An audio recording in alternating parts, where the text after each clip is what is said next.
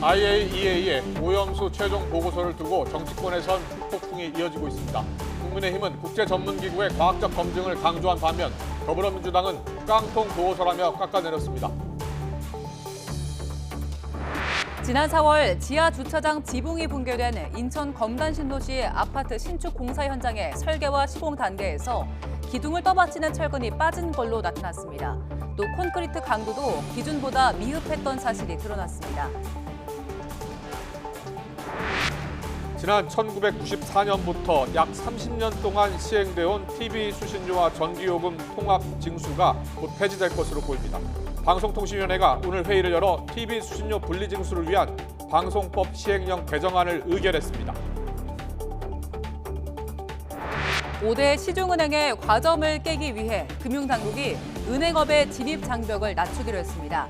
언제든 자격 심사를 진행하고 지방은행이나 저축은행이 시중은행으로 전환을 원하면 허용하기로 했습니다. 더 뉴스 이어가겠습니다. 지난 4월 말 발생한 인천 검단 신도시 아파트 지하주차장 붕괴 사고를 조사해온 국토교통부가 결과를 내놨습니다. 설계와 시공 단계에서 보강 철근이 빠졌고 감리도 제대로 이루어지지 않은 총체적 부실이 있었다고 밝혔는데요. 취재기자 연결해서 자세한 내용 알아봅니다. 윤혜리 기자. 네, 경제부입니다. 네, 조사 결과 내용을 자세히 전해주시죠. 네, 인천 검단 신도시 아파트 신축 공사 현장에서 지하주차장 지붕이 무너져 내린 건 지난 4월 29일 밤 11시 반쯤입니다. 아파트 두 동 사이에 있는 지하주차장 1층과 2층 지붕 바닥, 즉 슬라브가 무너져 내린 건데요. 국토교통부 건설사고조사위원회가 오늘 2개월에 걸친 사고 원인 조사 결과를 발표했습니다. 붕괴 사고가 발생한 구간은 기둥이 천장을 떠받치는 무량판 구조로 시공됐는데 천장 무게를 기둥과 함께 버텨주는 데 필요한 보강 철근이 빠져 있었던 것으로 나타났습니다. 설계 도면을 분석해봤더니 붕괴 지점에 설치된 기둥 32개 가운데 15개에서 설계 단계부터 보강 철근이 빠져 있었습니다. 이뿐만 아니라 8개 기둥 가운데 4개는 시공 단계에서 또다시 보강 철근이 빠진 것으로 확인됐습니다. 기둥 32개 가운데 19개, 3분의 2가 보강 철근이 빠진 것으로 확인된 겁니다. 또 사고 구간에 타설된 콘크리트 강도 시험을 진행했더니 설계 기준보다 강도가 30%가량 낮은 것으로 측정됐습니다. 애초 지하주차장 상부를 흙으로 덮고 이 위에 어린이 놀이터를 설치할 예정이었는데요. 흙을 덮는 과정에서 설계와 달리 최대 2.1m에 달하는 많은 토사가 적재되면서 하중을 버티지 못하고 천장이 무너져 내린 점도 확인됐습니다. 국토부 사고조사위원회는 보강 철근이 빠져 저항력이 약해진 상황에서 초과 하중이 부과되고 거기에 콘크리트 강도까지 부족해 지붕이 붕괴했고 이 과정에서 감리도 제대로 이루어지지 않았다고 설명했습니다. 네, 문제가 된 아파트가 LH가 발주를 낸 공공분양주택이어서 관심이 더 컸었는데 일단 입주자들 전면 재시공을 요구하고 있다고요? 네, 그렇습니다. 이 아파트는 한국토지주택공사 LH가 발주를 내고 GS건설이 시공을 맡은 공공분양주택입니다. 예정대로 공사가 마무리됐다면 오는 12월 1,600여 세대가 입주할 예정이었습니다. 입주 예정자들이 모인 입주민협의회는 안전을 이유로 지하주차장 부분 재시공이 아닌 해당 아파트 전면 재시공을 요구하고 있습니다. 설계와 시공 단계에서 보강 철근 누락은 물론 품질이 미흡한 콘크리트 사용 문제까지 드러난 이상 전체적인 부실 시공임이 확인됐다는 입장입니다.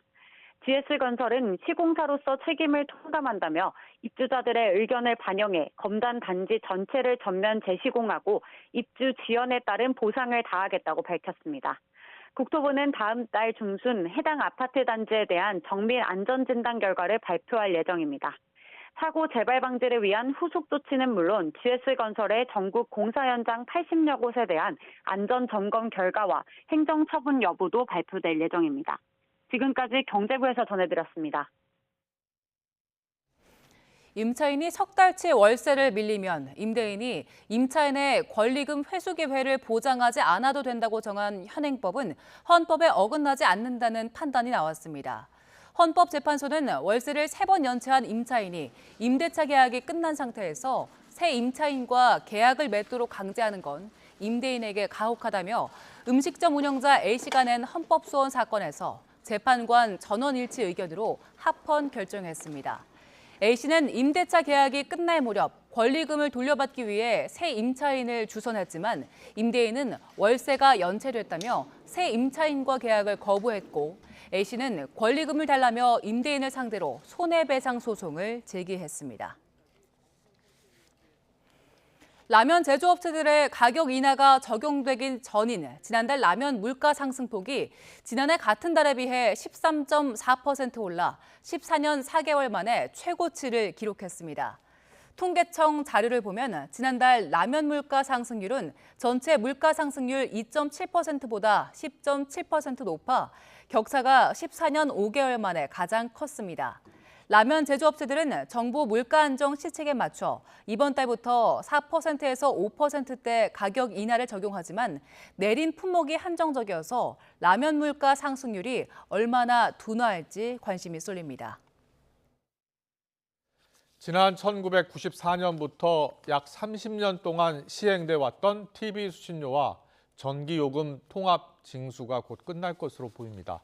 방송통신위원회가 오늘 회의를 열어서 TV 수신료 분리징수를 위한 방송법 시행령 개정안을 의결했습니다. 취재기자 연결해 자세히 알아보겠습니다. 유한홍 기자. 네, 유한홍입니다. 방통위가 방송법 시행령 개정안을 의결했다고 하는데요. 그럼 당장 TV 수신료 분리징수가 이루어지는 겁니까?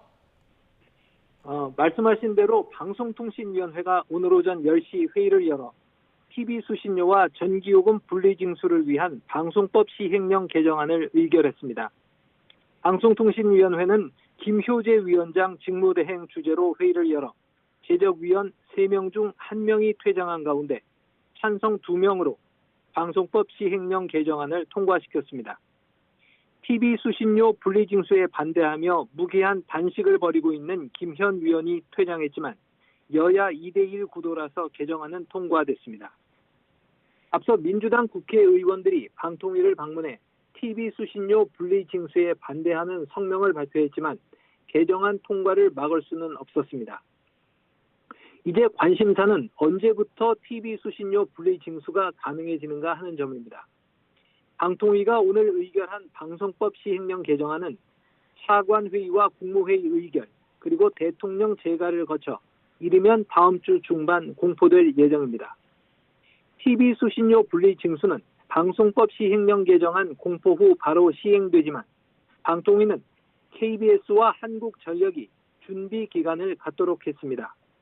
이에 따라 KBS와 한국전력이 현재 계약을 변경하는 절차가 남아 있습니다. KBS와 한전은 현재 계약에 따라 내년 말까지는 TV 수신료와 전기 요금을 통합 징수하게 돼 있습니다.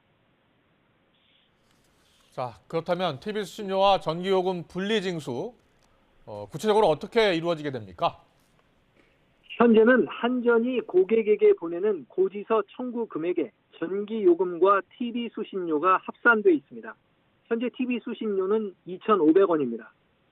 그래픽을 보면서 말씀드리겠습니다. 왼쪽 그림을 보시면 현재 TV를 보유하고 있는 가구에 보내는 한전 고지서 청구 금액에 TV 수신료가 합산돼 있습니다. 앞으로는 오른쪽 그림처럼 TV 수신료 부분을 뜯어내고 전기요금만 납부할 수 있도록 절취선을 넣거나 아니면 전기요금 고지서에 TV 수신료 고지서를 첨부하는 안이 거론될 수 있을 것입니다. 물론 이건 어디까지나 예시이고 KBS와 한전이 앞으로 어떻게 협상을 하느냐에 따라 얼마든지 달라질 수 있습니다. 지금까지 방송통신위원회에서 YTN 유환홍입니다.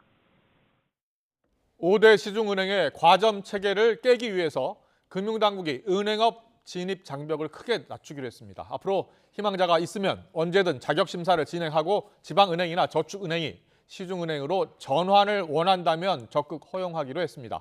김지선 기자의 보도입니다.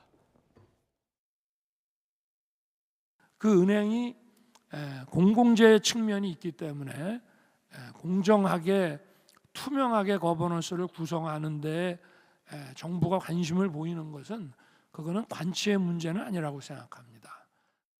지난 2월 대형은행의 과점 구조를 깨라는 윤석열 대통령 지시로 꾸려진 은행권 개선 TF. 넉 달간 활동 끝에 은행 경쟁 촉진 방안을 내놨습니다.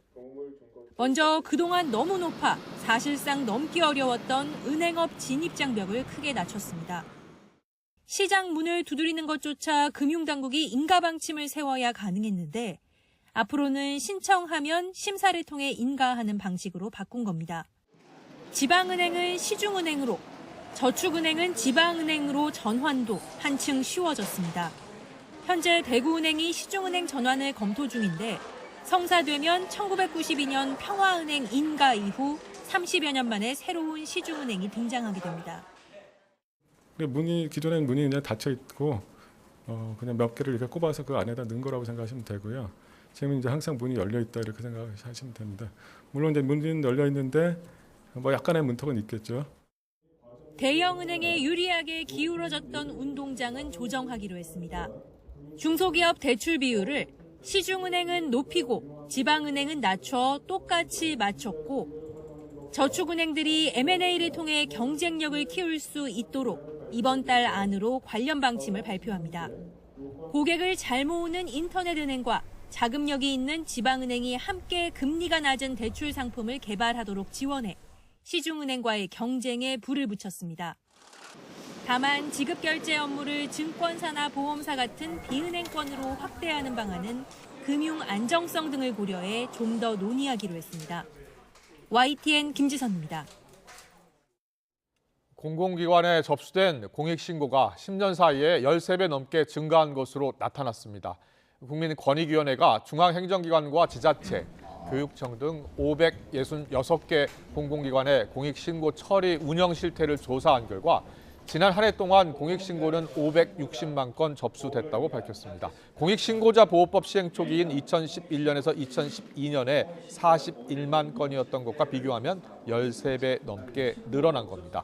신고 내용을 보면 도로교통법 위반이 80.4%로 가장 많았고 근로기준법과 장애인 등 편의법 위반 신고 순이었습니다. I heard that a Korean player named Lee Kang-in will enter PSG. Do you think it's just a marketing recruitment or not? Ça m'intéresse pas. Je suis ici pour représenter l'équipe de France, pour pas perturber les autres joueurs et ni le groupe parce que ça reste le plus important. 이 영상 요즘 유튜브에서 화제인데요. 프랑스 인기 축구 선수 킬리안 음바페가 이강인 선수의 이적설과 관련해 입장을 밝히고 있죠. 2주 만에 무려 조회수 1,100만을 넘겼습니다. 평범한 기자회견처럼 보이지만 사실은 조작된 가짜였습니다. 그럼 뭘 조작한 걸까요? 바로 일본 기자로 소개된 남성의 음성입니다. 문장을 음성으로 바꿔주는 AI 도구 TTS라는 기술인데 이 기술로 일본 기자의 음성을 만들어낸 겁니다. 실제 영상을 볼까요? Autour de vous, de votre actualité, c'est votre prolongation au Paris Saint-Germain. Est-ce que vous pouvez nous dire et nous confirmer que vous prendrez votre décision après l'Euro? Ça m'intéresse pas. Ça m'intéresse pas. Je suis ici pour représenter l'équipe de France. 2년 전 유로 2020 기자회견에서 음바페 선수가 전혀 다른 내용으로 답변했는데 AI로 만든 질문에 답변에도 거짓 자막을 입혀서 완전히 새로운 영상으로 탈바꿈한 겁니다. 문제는 이런 조작 영상과 가짜 뉴스들이 앞으로 더 늘어날 수 있다는 거죠. 성능이 좋아진 AI 툴이 누구나 이용 가능한 오픈소스가 되면서 조작은 더 쉬워지고 진위는 점점 더 구분하기 어려워진 건데요. 점점 더 영역을 넓히고 있는 인공지능 기술, 어떤 명암이 있는지 양희력 기자가 짚어봤습니다. MP3 음원 파일을 사이트에 올렸더니 순식간에 악보로 변해 눈앞에 펼쳐집니다. 버튼 한번 누르자 익숙했던 발라드 곡이 모차르트풍 클래식으로 바뀝니다.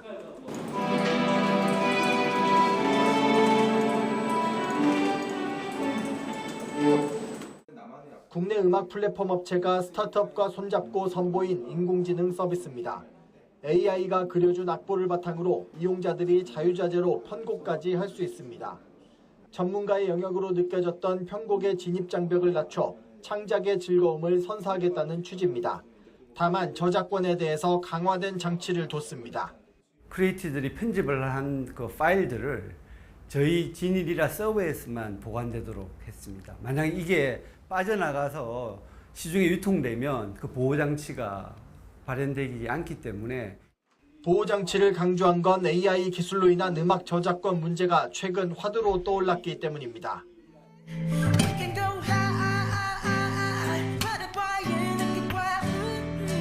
영락없는 세계적인 팝스타 브루노 마스의 목소리지만 사실은 AI로 만든 겁니다. 유사한 사례가 쏟아지자 업계에서는 저작권을 이유로 삭제를 요청하는 등 AI의 음악계 진출을 놓고 갑론을박이 한창입니다. 우리가 사진 찍으면서 포샵 앱을 더 사진을 예쁘게 만들잖아요. 그런 형태의 창작에 도움이 될 수 있는 어떤 도구라고 아직은 생각을 하고 있습니다. 이런 경험과 어떤 작업들을 통해서 법적인 것들이 조금 더 제도가 보완되고 더구나 AI를 활용한 딥페이크 기술로 목소리를 모방해 보이스피싱 같은 범죄에 활용될 경우 심각한 피해를 낳을 수도 있습니다. 그 범인들이 원하는 형태로 이제 그 메시지를 텍스트로 만들면 텍스트를 음성으로 바꿔주는 그 AI 프로그램이 있어요. 유튜브에 있는 음성이나 이런 걸 좀 따서 그 음성을 가지고 엄마 나 뭐 누구한테 잡혔어 뭐라든지. 하루가 다르게 변해가는 AI 기술 발달로 인간에게 새로운 기회와 가능성을 선사하고 있지만 그만큼 해결해야 할 문제도 쌓이고 있습니다. YTN 양일혁입니다. YTN 김영수입니다.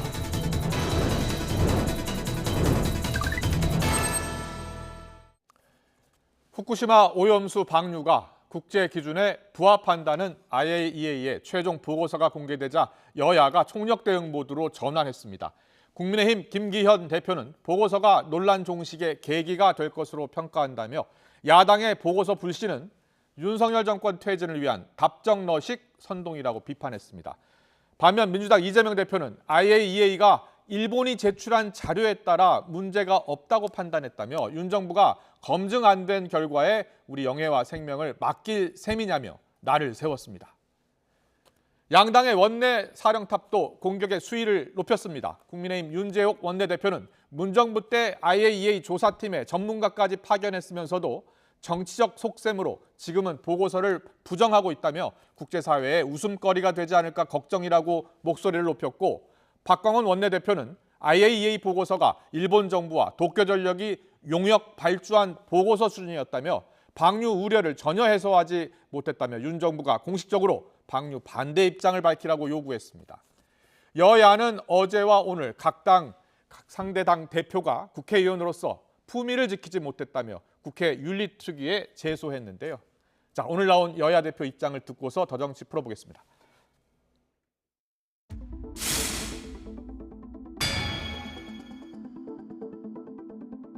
답정너 보고서라면서 IAEA 보고서를 못 믿겠다는 야당이야말로 답정너 반대, 답정너 선동, 바로 그것이 아닐 수가 없습니다.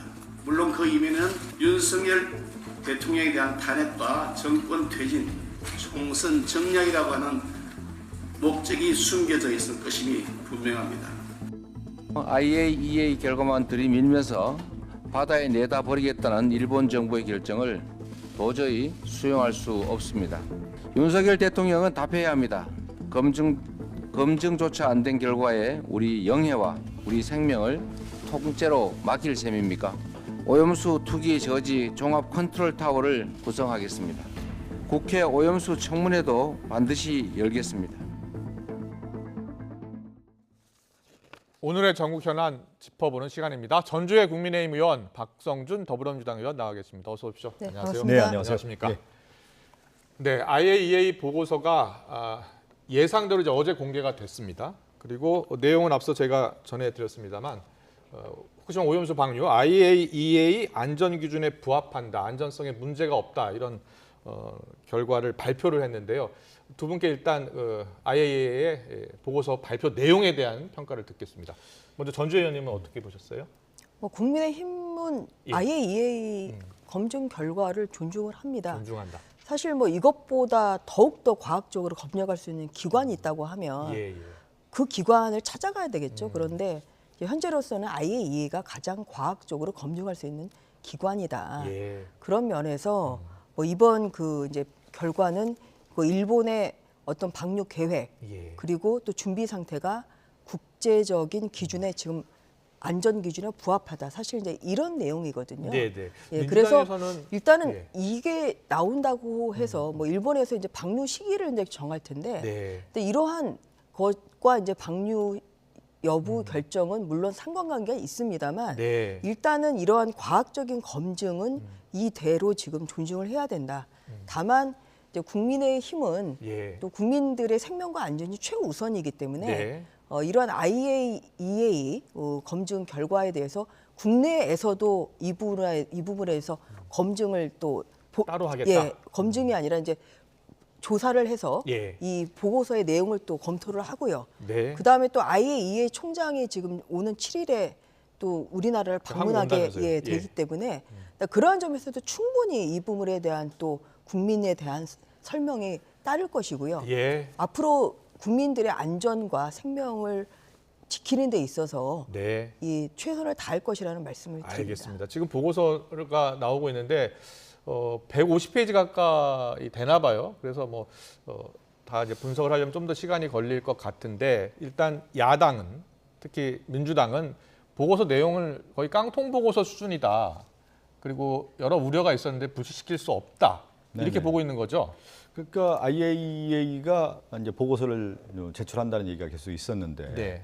그동안 이제 민주당에서는 가장 중요한 것이 이제 안전에 대한 기준 아니겠습니까? 예. 그러면 이번에 보고서의 초점이라고 하는 것은 결국 국민의 생명과 재산, 생명과 건강에 대한 네. 안전이 보장이 돼야 되는 거고 거기에 따른 검증이 나와야 되는 것인데 그것이 이제 없다라는 부분에 있어서 깡통 보고서라는 얘기를 했던 거고요. 예. 또 IAEA는 그럴 수밖에 없을 겁니다. 왜 그러냐면 원자력 진흥기구이면서 평화적 이용을 위한 국제 원자력 기구이기 때문에 이번에 핵심은 뭐냐면 후쿠시마 핵 오염수에 의해서 환경 문제거든요. 국민의 건강에 대한 문제란 말이에요. 네. 그러니까 출발부터 좀 그 보고서가 잘못될 수 있다라는 것을 우리가 그동안에 계속 지적했던 거고요. 예.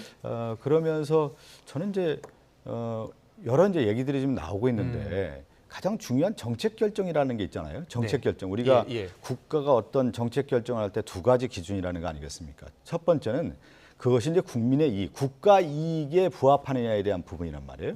그리고 두 번째는 그 국가 이익이 어디에 가장 초점이 맞춰져야 되냐? 국민의 생명과 안전이란 말이죠. 건강에 되는데 이번에 후쿠시마 핵 오염수 같은 경우는 그러면 국가 이익은 도대체 어디에 있는 거예요? 만약 방류했을 경우에 대한민국이라는 국가 이익이 있습니까? 지금 국민의힘에서 늘 얘기하는 것이 수산업이라든가 또 횟집의 어떤 자영업자들이 위험하다고 지금 내일 유기를 막 조정하고 있는데 그럼 방류를 안 하면 전혀 문제가 생기지 않는 거 아니겠습니까? 그러면 이제 국가 이익이라는 측면에서 접근이 잘못된 거고 방류를 했을 경우 어떤 겁니까? 국민의 생명과 재산 이 부분의 생명과 안전 건강에 대한 부분이 위협되는 거기 때문에 이번에 윤석열 정권과 국민의힘에서 주장하는 것은 가장 중요한 국익과 국민의 안전이라고 하는 부분에 있어서 정책 결정에 있어서 이것은 완전히 벗어난 것이다. 그렇기 때문에 민주당 입장에서는 IAEA 보고서 내용 자체를 믿을 수 없다는 겁니까? 지금 검증 자체가 실질적인 결과의 보고서를 봤을 때 지금 그 얘기를 하잖아요. IAEA가 그 결과에 따른 책임을 지지 않는다라는 얘기를 한 거 보면 이 보고서 자체에 IAEA는 빠지겠다는 거 아니겠어요. 그래서 이것을 일본에게 떠넘긴 거 아니겠습니까? 그래서 무슨 어떤 문제가 생겼을 경우에 일본이 책임져라라고 하는 쪽에 해석이 되는 거기 때문에 이번에 보고서라는 것은 무책임한 거고 방조한 거 아니냐 이렇게 보고 있는 거죠. IAEA가 책임을 질 수 없다라는 표현이 이렇게 표현이 됐더라고요. IAEA 평가 결과는 과학적이고 중립적이며 일본이 다음 단계로 나아가는 데 필요한 모든 요소를 담고 있다. 방류 여부는 일본 정부가 결정할 일이며 방류 방침을 권장하거나 승인한 것은 아니다. 이렇게 표현을 해서 방류는 하라고 IAEA가 이야기하는 건 아니고 그건 일본 정부가 결정하라 이렇게 물론입니다. 그래서 이제 몇 가지 반박을 이제 우선 하면 사실 이 IAEA 검토 그 검증 보고서는 우리나라만뿐만 아니라 여러 나라가 좀 관여가 돼 있기 때문에 10여 개국 거기에 대한 전문가들이 같이 수용 참여했다고 여부 뭐 하죠. 이런 것을 하겠습니다만 지금 다른 나라는 다 찬성을 하고 다 존중을 하는데 대한민국의 민주당만 반대한다.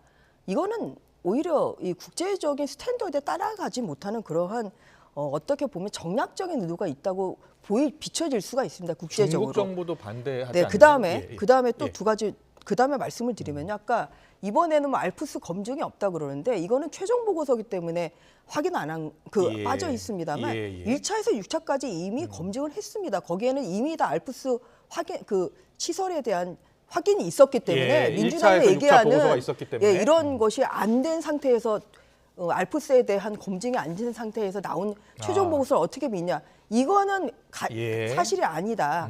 이게 지금 이제 그런 말씀을 드리고 싶고요. 예. 세 번째는 뭐냐면 이 최종 검증 보고서에는 네.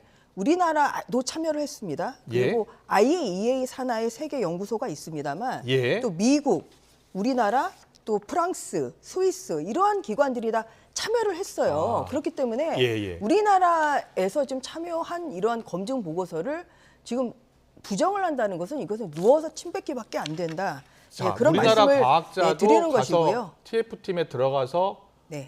같이 조사에 참여를 했다. 그리고 그 우리나라 과학자를 직접 보낸 정부도 문정부였다. 이렇게 국민의힘에서는 그래서 제가 한 이야기하는 가지만 거죠. 예. 마지막으로 말씀을 드리면 그래서 아예 검증 보고서가 나왔기 때문에 이것은 뭐 한두 달 걸린 게 아니라 오랜 지금 시간을 거쳐서 좀 여러 가지 검증을 해서 나온 최종 보고서 아니겠습니까? 예. 그래서 근데 그 보고서는 보고서대로 존중을 하지만 이것이 뭐 최종적으로 이게 방류 여부를 그렇게 결정하는 것은 일본이기 때문에 우리나라에서는 결국은 국민들의 생명과 안전을 최우선하는 입장에서 이제 이것이 일본이 계획대로 하고 있는지 그다음에 또 계획대로 진행되지 못하는 어떤 돌발 상황에 대해서 어떻게 대응하는지 이런 것을 앞으로 면밀히 모니터링을 할 것이고요.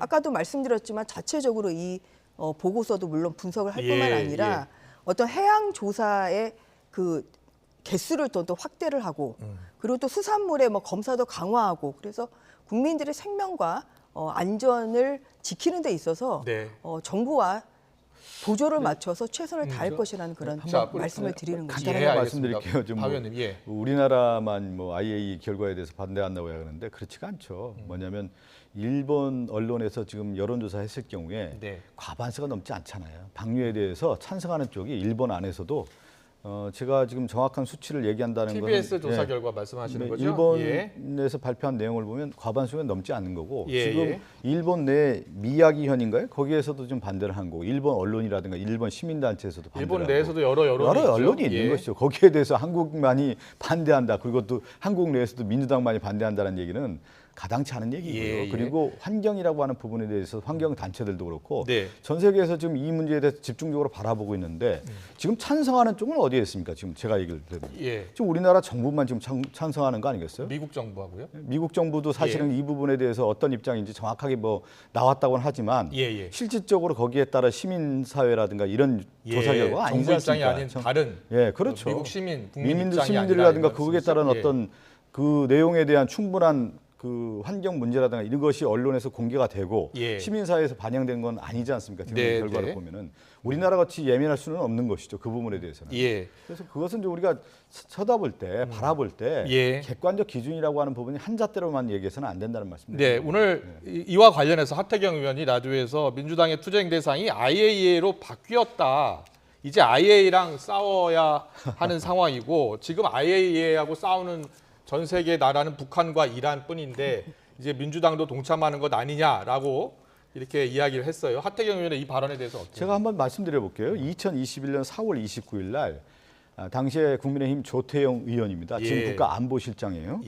일본 정부의 후쿠시마 방사능 오염수 방류 결정 규탄 결의안을 대표 발의를 해요. 그 당시에 국민의힘 의원이 한 열 몇 명이 그때 몇 년이었죠? 다 하는데 2021년 4월 29일. 2020년대. 21년 4월 29일. 그때는 국민의힘이 야당이었죠? 야당이었고 조태용 그 당시 의원도 의원이었습니다. 지금 국가안보실장이란 말이에요. 그러면서 그 당시 서명했던 사람이 김기현, 박진, 정진석, 최영두 뭐 이런 의원들이란 말이에요. 다 공동 발의해서 반대 규탄을 했단 말이에요. 그러니까 지금 하태경 의원의 저 얘기는 말도 안 되는 거예요. 누가 지금 우리가 저 민주당만 무슨 투쟁대상 IAEA입니까? 그 당시 때는 얘기하는 것은 국민의힘이 잘못했다. 반대했었다라는 이야기를 그러면서 지금 뭐냐면요. 그 당시의 결의안을 보세요. 우리는 IAEA 못 믿겠다 그런 내용은 없잖아요. 지금 민주당에 대해서 지금 국민들이나 국민들의 상식선에 안 맞게 행동하는 건 뭐냐면 답정역시 그러니까 IAEA 지금 못 믿겠다 그 얘기를 하는데 좀 딴 얘기하지 마시고요. IAEA를 왜 못 믿는지 거기에 대한 구체적인 그 과학적 근거를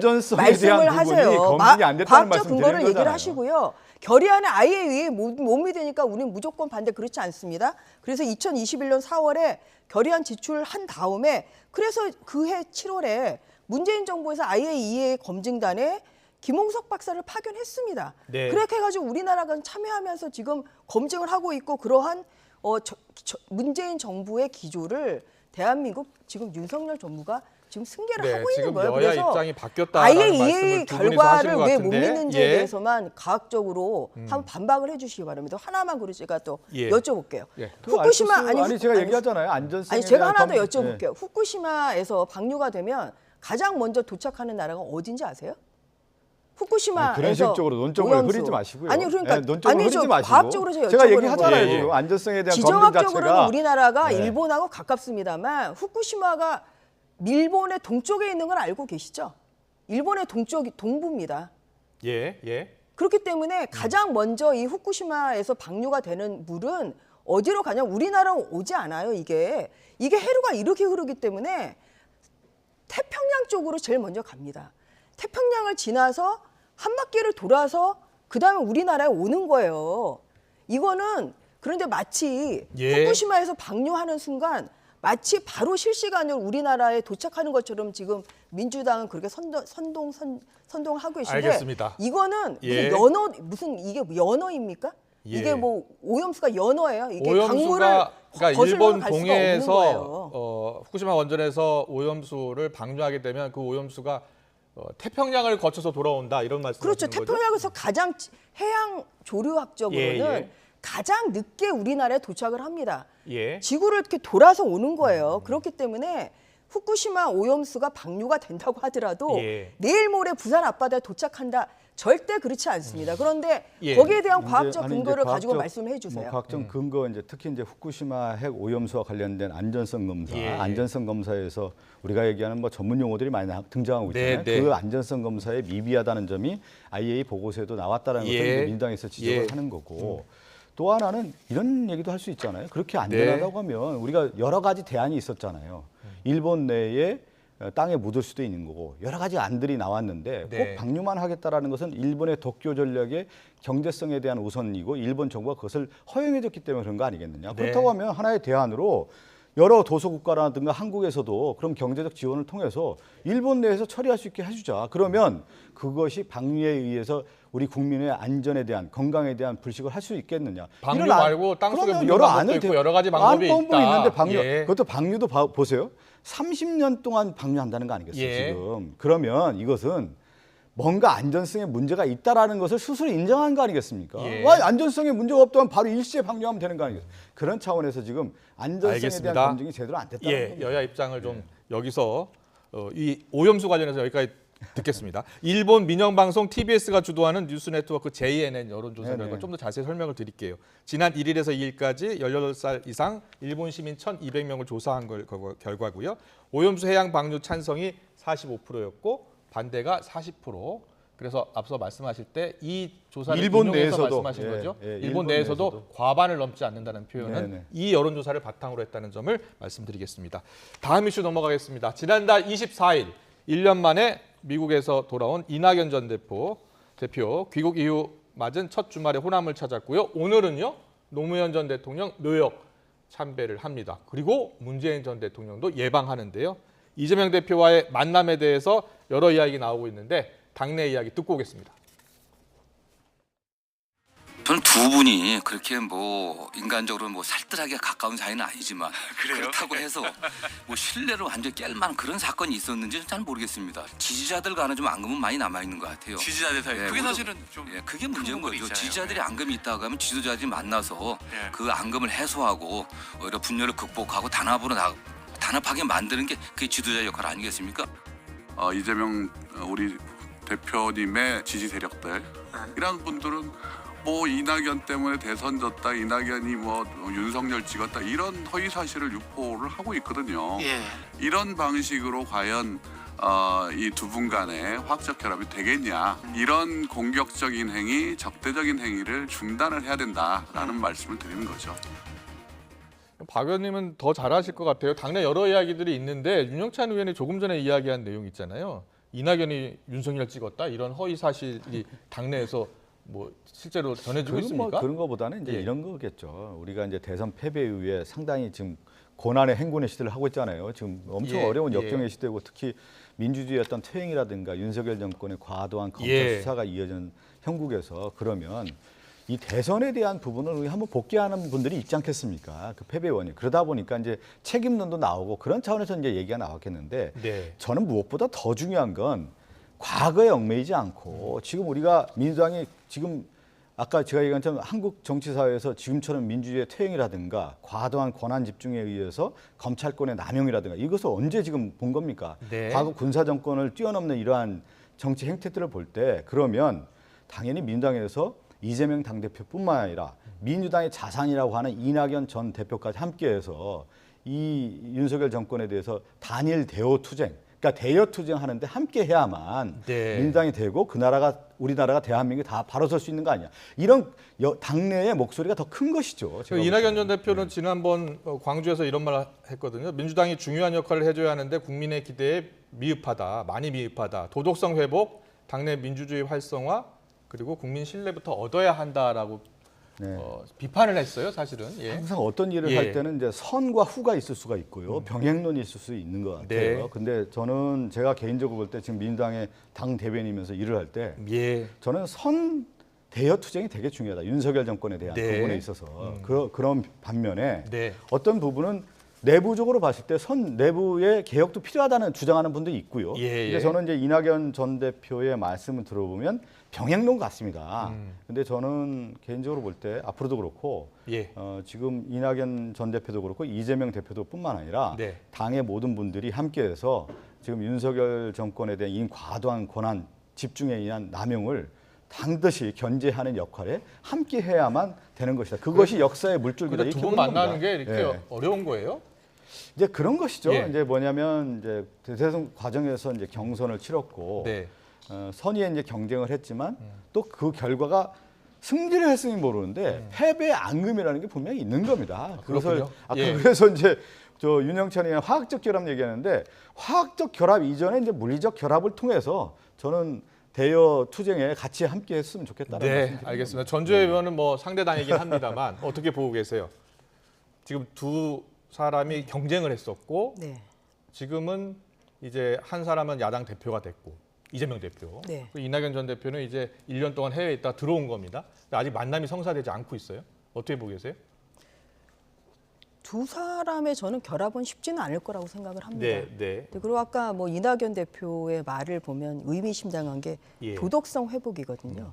사실 근데 민주당이 뭐 돈봉투 살포 의혹이랄지 또 뭐 김남국 의원 사건 이런 것으로 인해서 사실 도덕성이 많이 떨어졌죠. 국민들의 눈높이에 맞는 도덕성이. 그런데 그 전면에 있는 것이 지금 이재명 대표 아니겠습니까? 지금 뭐 재판도 여러 개를 받고 계시고 이제 이러다 보니까 이게 지금 이재명 대표의 사법 리스크와 좀 맞물려서 이 도덕성 회복이라는 것은 굉장히 의미심장한 말인 것이고 그렇다고 하면 두 분의 결합은 쉽지는 않겠다. 알겠습니다. 좀 그런 생각이 듭니다. 여기까지 듣고요. 다음 이슈로 넘어가겠습니다. 지난달 28일이었습니다. 윤석열 대통령이 한국자유총연맹 창립 기념식에서 한 반국가 세력 이 표현의 파장이 계속 이어지고 있는데요. 정치 원로들의 오늘 평가를 듣고서 대담 이어가겠습니다. 대통령이 일단 뱉어버린 말이기 때문에 다시 주워 담을 수는 없는 거고 그런 식으로 해서 결국은 국민이 반으로 쪼개져 가지고서 있었을 적에 실질적으로 그게 국가장 내에 무슨 도움이 되느냐 하는 생각을 해요. 이렇게 갈등 구조가 계속 가져되면은 결과적으로 사회적으로 불안 요소를 조성할 수밖에 없고 사회적으로 불안 요소를 조성하게 되면 뭐 경제도 별로 효과적으로 돌아갈 수가 없어요. 어법이 통상적인 정치주도다라고는 어법이 좀 다르죠. 굉장히 직설적이고 그렇죠. 이분이 이거 일종의 선전포고를 하는구나. 왜냐하면 본인이 반국가 세력이라는 세력이 규정한 세력이 분명히 있잖아요. 싸움을 해서 제압을 해야만 국가 발전이 가능하다고 본다는 뜻이잖아요. 네, 당시에 이제 윤석열 대통령이 반국가 세력이 종전선언의 노래를 불렀다는 표현을 했어요. 네. 그런데 이제 그 반국가 세력을 특정하지는 않았지만 사실상 전 정부를 겨냥한 게 아니냐는 해석이 나왔고요. 전 의원님 어떻게 보셨어요? 저는 뭐 윤석열 대통령 하실 말씀을 하신 거라고 생각합니다. 예. 자유민주주의와 지금 시장 경제의 두 축에서 이런 것을 저해하는 것은 헌법적인 행위이죠. 예. 그런 면에서 예를 들어서 뭐 민노총의 간부들이 지금 뭐 간첩 행위를 했다 아니면 북한과 이렇게 오고 간 뭐 이러한 것으로 지금 재판을 받고 있지 않습니까? 예. 조사도 받고 있고요. 그럼 이제 이러한 것이 바로 반국가적인 그런 그 행동으로 볼 수가 있는 거죠. 그래서 예. 반국가 세력은 저는 대한민국에 있다 이런 윤석열 대통령의 말이 예. 저는 사실을 직시한 그런 말로 생각을 그러면 하고 사실상 있습니다. 전 정부를 겨냥한 것은 아니라고 보시는 겁니까? 그런데 이제 그런 그 민노총과 가까운 또 세력이 그 바로 문재인 정부 아니었습니까? 예. 그래서 윤석열 그 대통령이 이제 하신 말에 대한 해석이 분분합니다만, 네. 근데 이것이 결국은 뭐 반국가라는 거는 뭐 어떤 특정한 세력보다는 국민의 이익에 반하는 행동을 하는 것이 그게 반국가 세력 아니겠습니까? 예. 예를 하나 들어보겠습니다. 정말 우리나라의 지금 수산업자와 뭐 여러 가지 뭐 횟집 사장님들 다 고생이 많으신데요. 지금 민주당의 저는 아까 IAEA 결과도 지금 못 믿겠다. 어떻게 보면 결론을 정한 저는 그런 답변 아닌가 싶은데 이런 걸로 인해서 결국은 고래쌈에 좀 그러니까 새우등 터지는 게 사실 그러한 선량한 국민들이거든요. 네. 이것은 바로 아까 뭐 말씀하신 것처럼 오로지 총선 승리를 위한 지금 민주당의 알겠습니다. 정치적인 행위에 국민들이 지금 멍들고 있고 피해를 보고 있습니다. 알겠습니다. 전 이런 의원은 것도 저는 윤석열 광범위하게 대통령이 그 표현한 것은 할 말을 했다 이렇게 생각하시는 거죠? 저는 그렇게 생각하고 알겠습니다. 있습니다. 자, 박성준 대통령이 이제 반국가 세력은 민주당을 얘기를 하는 것이죠. 문재인 전 대통령을 이제 지목하는 거고. 민주당에서 그렇게 보고 있는 거죠? 그렇게 보고 있는 것이죠. 반국가 세력이. 그러면 반국가 세력이라고 할 때 전주 의원이 그런 얘기를 했잖아요. 국가의 정체성이라는 게 어디냐. 자유민주주의, 시장주의라는 얘기하는데 자유민주주의가 뭡니까? 자유주의라는 것은 국민의 기본권이랄까 하던가 인권이라든가 자유권적 기본권의 가치를 옹호하는 것이 자유주의고 민주주의라고 하는 것은 정치적 평등이라고 하는 것은 선거의 절차적 민주주의를 주장하고 실질적 민주주의를 했느냐에 대한 부분 아니겠습니까? 그럼 문재인 정부라든가 민주당이 지금 얘기하는 자유권적 기본권을 무시했습니까? 짓밟았습니까? 민주주의를 훼손했습니까? 이러한 부분에 있어서 역사 인식이라든가 대한민국의 정체성에 대해서 잘못 보고 있다. 그리고 그러면 시장주의라고 하는 자본주의에 대해서 그럼 민주당이라든가 예를 들어서 문재인 정부에서 그럼 시장주의를 인정하지 않고 그럼 공산주의로 간 겁니까? 반국가 세력이라는 개념 자체에 대해서 대한민국 헌법의 정체성에 대한 부분을 제대로 인식하지 못하고 있는 거고 지금 하나만 말씀드리면 중요한 건 저는 이제 대통령이 갈라치기를 하고 있다라고 하는 부분이에요. 이렇게 정치를 해서 통합의 정치가 아니라 갈라치기에서 실질적인 어떤 집권에 대한 어떤 강도를 높이겠다라고 하는 전략에서 나온 것이다 이렇게 보고 있습니다. 알겠습니다. 한 가지만 말씀을 드리면 짧게 하셔야 됩니다. 어제 의회 민주주의를 지금 망치고 있는 게 의회 독재하고 있는 게 지금 민주당 아닙니까? 어제도 그 민주화 유공자법 날치기 처리하셨잖아요. 그래서 그렇기 때문에 자유민주주의를 지금 해치고 있다 이렇게 얘기를 하는 것입니다. 알겠습니다. 오늘 말씀 여기까지 들어야 될 것 같습니다. 다음 뉴스가 곧 이어집니다. 지금까지 전주의 국민의힘 의원 박성준 더불어민주당 의원과 함께했습니다. 잘 들었습니다. 고맙습니다.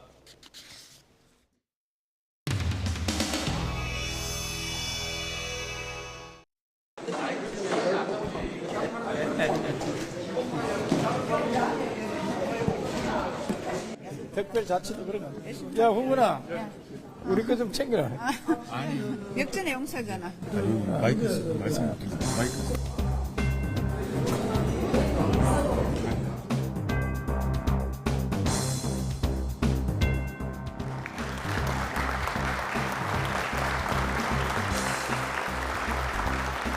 어려울 때일수록 민간주도, 시장 중심의 원칙으로 위기를 극복해야 한다는 판단하에 건전재정으로의 전환, 법인세 인하.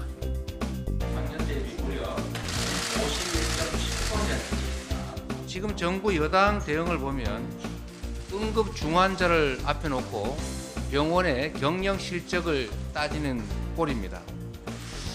저보고 추경 노래 부른다고 하는 분들이 계시던데 경제가 회복될 수 있다면 민생 노래가 아니라 민생 춤이라도 추겠습니다. 많은 부조리와 이권 절제를 갖추고 있는지 연말까지 작년과 같은 규모로 세수를 걷더라도 41조 원의 세수 펑크가 예상되는 상황입니다. 하지만 민주당은 세수 구멍에 아랑곳하지 않고 여전히 35조 원의 추경을 주장하고 있으며 허주기성 법안을 추진하겠다고 나서고 있어 심히 우려됩니다.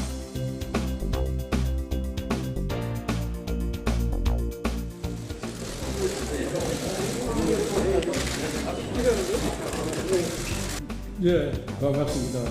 윤재욱 대통령. 윤석열 정부 들어서 예산 다이어트 한다니까 제일 걱정이 됩니다. 원래 만만한 집안은 종갓집이거든요. 윤석열 정부 만드는데 1등 공신인데 그러면은 또 참아라 이런 이야기 안 나오도록 예산 다이어트는 딴 데서 하고 여기서 안 나오도록 그래 꼭 좀 챙겨주시기 바라고. 예, 대구시당 위원장 김영환입니다. 두 분 시장의 도의사님에 비해서는 정치적으로 봐도 해병아리에 불과할지도 모릅니다. 시험 제발 대구 국회의원 싹다박아기만 하지 말소. 이런 모처럼 불러가 반가 부르고 그래야 힘이 나지.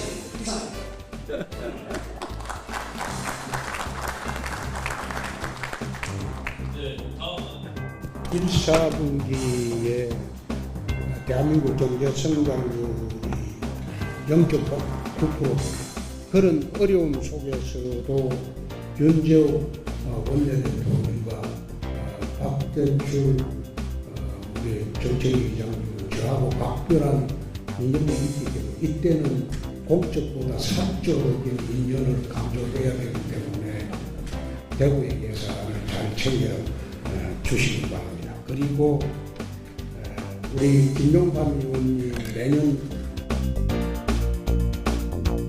재선을 할 수 있도록 하는데 대구시가 최선을 다하도록 하겠습니다.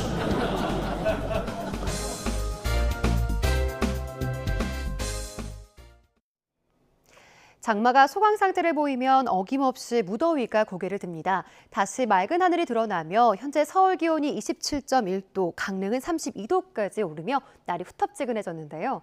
내일은 오늘보다 날이 더 더워집니다. 특히 경기 남부와 강원, 영남과 전남 동부 곳곳으로 폭염주의보가 내려졌고요. 내일 강릉은 34도, 대구는 무려 35도까지 치솟겠습니다. 더위 대비 잘 해주시기 바랍니다. 또한 쾌청한 하늘 아래 내일도 볕이 무척 강하게 내리쬐면서 전국의 자외선 지수가 높게 치솟겠고요. 오후부터는 오존 농도도 짙게 나타나겠습니다. 한낮 장시간 야외 활동을 자제해 주시기 바랍니다. 내일 아침 기온은 서울 23도, 강릉은 25도 등 동해안과 수도권 지역은 열대야 수준의 더위가 이어지겠고요. 낮 기온은 서울 31도, 강릉 34도, 대전과 광주 32도 등으로 오늘보다 2에서 4도가량 높겠습니다. 당분간 중북부 지방은 무더위가 계속되겠고 충청 이남은 금요일과 토요일 사이 또다시 장맛비가 내리겠습니다. 날씨였습니다. 네, 이슈를 더 쉽게 전해드리는 더 뉴스 내일은 더 준비하겠습니다. 시청해주신 여러분 고맙습니다.